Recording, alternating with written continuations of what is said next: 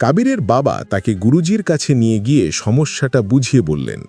গুরুজি হেসে কাবিরকে একটি ছোট গ্লাসে পানি দিয়ে বললেন, এই গ্লাসটা হাতে নিয়ে আমার বাগানটা ঘুরে এসো, তবে এক ফোঁটাও পানি ফেলানো যাবে না। কাবিরের কাছে কাজটা সহজ মনে হলো, কিন্তু হাঁটার সময় বাগানে পাখিরা ডাকছিল, পাতা ঝরছিল, আর আশেপাশের বাচ্চারা হাসছিল এবং খেলা করছিল।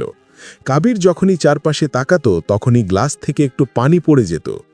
কাবির যখন ফিরে আসলো দেখা গেল গ্লাসের অর্ধেক পানি গায়েব হয়ে গেছে। গুরুজি জিজ্ঞেস করলেন, এত পানি ফেললে কেন? কাবির বলল, আমি মনোযোগ হারিয়ে ফেলেছিলাম। গুরুজি তখন বললেন, এই গ্লাসটা তোমার লক্ষ্য, আর এই পানি হলো তোমার মনোযোগ। চারপাশের শব্দগুলো হলো জীবনের বিভ্রান্তি। যদি তুমি তোমার মনকে তোমার উদ্দেশ্যের দিকে স্থির না রাখো, তাহলে অজান্তেই তুমি সব হারিয়ে ফেলবে। কাবির তার ভুল বুঝতে পারল। সেই দিন থেকেই